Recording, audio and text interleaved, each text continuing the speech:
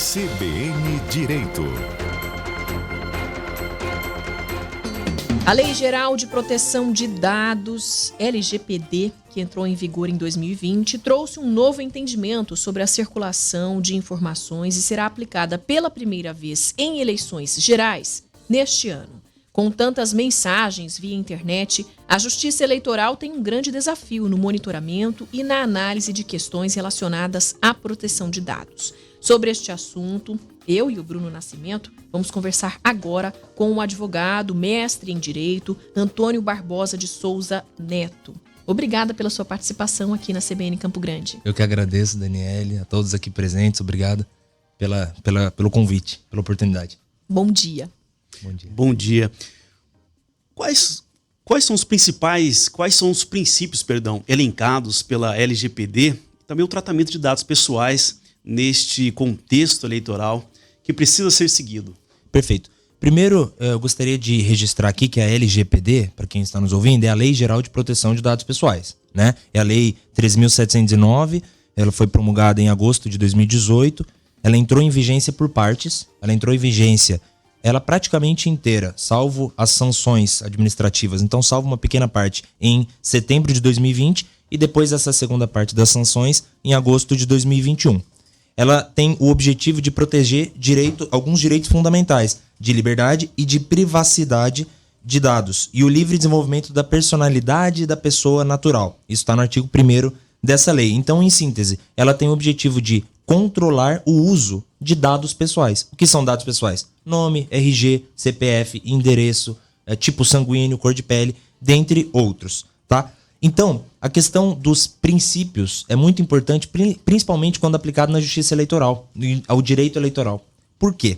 Porque nós temos, no âmbito do direito eleitoral, o princípio da transparência, que é muito caro para a justiça eleitoral. Nós precisamos de transparência e prestação de contas ao longo do processo eleitoral. Mas também temos um direito muito importante, que é o princípio do quê? Da privacidade. O princípio da privacidade é um direito fundamental. Então, o choque desses dois princípios sempre foi uma discussão muito acalorada no âmbito do direito eleitoral. O primeiro trata-se de um direito positivo e o segundo um direito negativo. Então, quando a gente está falando de tratamento de dados pessoais, o que é importante que a gente siga? Alguns princípios como o da finalidade, da adequação, da necessidade e da responsabilização e prestação de contas. Esses princípios estão inseridos no bojo da Lei Geral de Proteção de Dados. Tá? Certo. Existe também até uma cartilha com os principais aspectos também a serem considerados, né, por candidatas, candidatos, coligações, federações, partidos políticos para o tratamento desses dados. Explique um pouco mais sobre essa cartilha. Essa cartilha, você deve estar tratando da cartilha que a ANPD elaborou em conjunto com o Tribunal Superior Eleitoral. Certo. A ANPD, para quem está nos ouvindo, é a Autoridade Nacional de Proteção de Dados. Ela é responsável justamente por fiscalizar o tratamento de dados. Então ela é como se fosse, agora foi inclusive elevada à autarquia, né? Então ela é a autarquia responsável por fiscalizar a Lei Geral de Proteção de Dados, né? E essa cartilha que ela criou em junção ao Tribunal Superior Eleitoral é justamente para trazer informações, né, e para esclarecer ao público como que se dá a privacidade de dados no âmbito eleitoral. Então a cartilha orienta, por exemplo, que a ANPD não possui competência para atuar em matérias de competência exclusiva da Justiça Eleitoral, como, por exemplo, aplicação de sanções previstas na legislação eleitoral, como, por exemplo, a moderação de conteúdos com finalidade política eleitoral, a moderação de conteúdos, principalmente nas redes sociais, que é muito importante, ou a fiscalização sobre propaganda eleitoral e a concessão do direito de resposta. Ainda que esteja tratando de dados pessoais, isso não é no âmbito da ANPD, isso não é no âmbito do Tribunal Superior Eleitoral. E ela também versa, por exemplo, sobre a utilização de base de dados coletados anteriormente à vigência da LGPD. Os partidos políticos, os candidatos, coletam base de dados, justamente para aquecer a sua militância, para passar essa informação. É absolutamente comum isso. Mas a maioria dessa base de dados foi coletada anteriormente à existência da LGPD.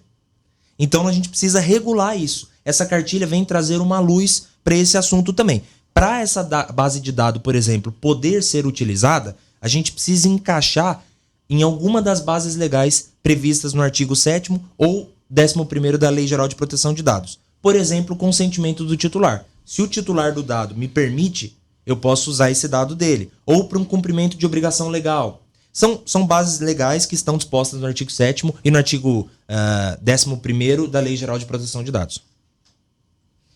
O compartilhamento de mensagens em massa, por exemplo, será proibido por causa da LGPD, o que acaba ajudando a combater a desinformação, né? A fake news, com certeza. Tem uma ação de investigação judicial eleitoral, que foi julgada pelo Tribunal Superior Eleitoral, que entendeu que a prática de compartilhamento de mensagens em massa configura abuso de poder econômico, tá? E uso indevido dos meios de comunicação, propagando a desinformação. Tá? Por que é importante a gente entender o que configura ou não abuso de poder econômico? Porque algumas sanções, algumas multas, estão vinculadas à configuração ou não de abuso. Então ele entendeu que a prática de compartilhamento de mensagem em massa configura essa ação julgada pelo TSE. No entanto, sob a perspectiva da Lei Geral de Proteção de Dados, e não da aplicação da legislação eleitoral, sob a perspectiva da Lei Geral de Proteção de Dados, o próprio guia orientativo dispõe que a propaganda pode ser enviada por aplicativo de mensagem instantânea, tipo WhatsApp e Telegram, tá? Com conteúdo de propaganda eleitoral, tá? Sendo vedada a contratação de disparos em massa, não pode, sem anuência do destinatário. Então, aí nós temos um imbróglio, porque eu só posso disparar mensagens em massa para quem me autorizou que eu o faça antes. Então, na prática, acaba inviabilizando essa operação, justamente para tentar evitar a propagação de desinformação. Então, em atendimento à legislação eleitoral vigente, o tratamento de dados pessoais visando o envio de mensagens por Telegram, por WhatsApp, por aplicativos de mensagens eletrônicas instantâneas deve ser realizado apenas com fundamento em uma das bases legais da Lei Geral de Proteção de Dados. Se eles conseguirem atender a uma dessas bases legais, eles podem fazer. Então quer dizer que essa pessoa tem que antes receber uma mensagem com a seguinte pergunta: podemos encaminhar mensagens do candidato fulano de tal para você? Seria então, isso? Até o contato para alguma... Como que você vai entrar em contato com alguém solicitando? Então já fica... Do nada, né? Assim, como é que tem meu telefone, por exemplo? Exatamente. E tem que ter outra coisa também. Você precisa, para fazer disparos em massa, necessariamente utilizar uma das bases legais, que é a do consentimento, que é essa que você falou. E você precisa manter uma possibilidade para o titular do dado se descadastrar a qualquer momento. Olha aqui, não quero mais. Inclusive, isso é muito importante, inclusive para empresas privadas. Empresas de telecomunicação, empresas que mandam mensagem no seu celular o tempo todo te oferecendo alguma propaganda, isso acontece. Então essas empresas, é não só de bom tom, mas é também uma necessidade legal que ela deixe sempre uma porta de saída para o titular dos dados. Com certeza. E o que mais? Será proibido ou já está proibido? Tem uma coisa que sempre foi proibida no escopo da Lei Geral de Proteção de Dados e que agora também a Justiça Eleitoral vem se manifestando sobre, que é a utilização de banco de dados ou base de dados, né? A cessão, que é ceder, né? A doação ou a venda de base de dados é absolutamente proibida. Não somente pela LGPD, mas também pela própria legislação eleitoral. Ou seja, a venda de um cadastro de endereços eletrônicos, um cadastro de nome RG, alguma coisa assim, é uma infração que pode ser penalizada pela Justiça Eleitoral, então no âmbito da legislação eleitoral, com uma multa de até R$30 mil e a cassação do registro ou a cassação do diploma, que é aí que dói mesmo, né? Não é nem a multa dos 30 mil para muitos partidos, né? E também, caso caracterizado o abuso de poder econômico. Por isso que é importante aquela caracterização. Isso sem detrimento de outras sanções previstas na LGPD, multa simples de até 2% do faturamento, que fica prejudicado no caso de partidos políticos, porque partido político não fatura, ele não tem atividade econômica, né? Mas mesmo assim, tem a multa diária, esse vale, tem publicização da infração em site, tudo, e então você já tem uma desvantagem reputacional de imagem, tem o bloqueio dos dados, tem o bloqueio da operação, então aquele ente não pode mais operar. Então, essas sanções elas acontecem quando, por exemplo, você pega um banco de dados que você tem, uma lista de muitos nomes, muitos RGs, e vende para um partido terceiro, ou vende para uma empresa terceira. Isso aí pode, com certeza, ser aplicada essa sanção. Está muito claro na lei, né? Mas acho que ainda existe uma dificuldade em conseguir provar essa transação, né?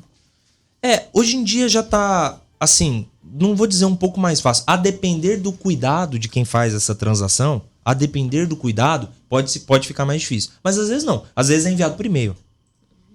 Sim. Às vezes é enviado por WhatsApp. Verdade. Então, porque o que é importante? A gente está falando aqui de tratamento de dados. A gente está falando de tratamento. E o artigo 5º da lei, ela traz justamente conceitos. Então, o que o artigo 5º da lei diz aqui no seu inciso 10º? Tratamento.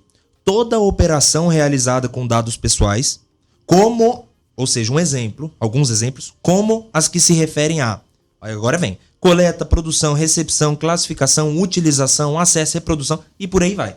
Ou seja, tudo relacionado a dado é tratamento. Tudo é tratamento.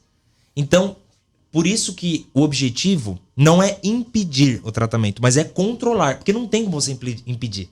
Você precisa obrigatoriamente coletar muitos dados para operar. Por exemplo, para emitir uma nota fiscal. Você sempre vai precisar de um dado, de um cliente, por exemplo. Não estou falando sobre um partido político, porque aí não tem cliente, né? A gente tem associados e a gente tem os candidatos e tal. Mas eu estou falando sobre o âmbito da entidade privada, né? Então, existem essas multas, indenizações na esfera judicial, existem ações que podem ser pleiteadas, requerendo indenização, e aí já estão pipocando. Nós já temos mais de 2.000 ações nesse sentido já no Brasil, porque a nossa justiça é muito grande, a gente tem a cultura da judicialização, então já temos muitas ações nesse sentido. E aí, eu acho que, dentre várias outras sanções, o que é o melhor? Prevenir. Sempre prevenir. A NPD, inclusive, segue esse canal da prevenção e não da sanção. Bom, e para encerrar, eu te pergunto quais são os canais de denúncia. Quando a gente está falando... O próprio TSE, né? Então, é um canal. Exatamente. Quando a gente está falando em âmbito eleitoral, que é hoje aqui o objetivo dessa nossa entrevista, quando a gente está falando em âmbito eleitoral, eu iria para o Tribunal Regional Eleitoral para conseguir informações, para colher informações e orientações.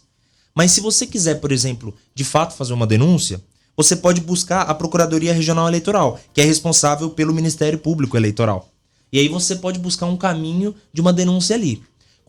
Isso em âmbito eleitoral, né? Pior das hipóteses, em algum processo, alguma coisa, você pode buscar a ouvidoria daquele órgão. Todo órgão tem uma ouvidoria em um processo administrativo dentro do órgão. E quando a gente não está falando de eleitoral, quando a gente está falando, por exemplo, de uma empresa que desrespeitou a LGPD, eu me senti ofendido, eu pedi a minha base de dados, as minhas informações, eles não me mandaram, você pode buscar o PROCON, tá? O PROCON do seu estado, você pode buscar o Ministério Público, você pode pleitear judicialmente, você pode buscar um advogado que você confie para que ele te auxilie nisso também quando o assunto for mais sério, porque lembrando, o desvio de dados, a falta de controle, desencadeia em fraude, desencadeia em negócios ilícitos.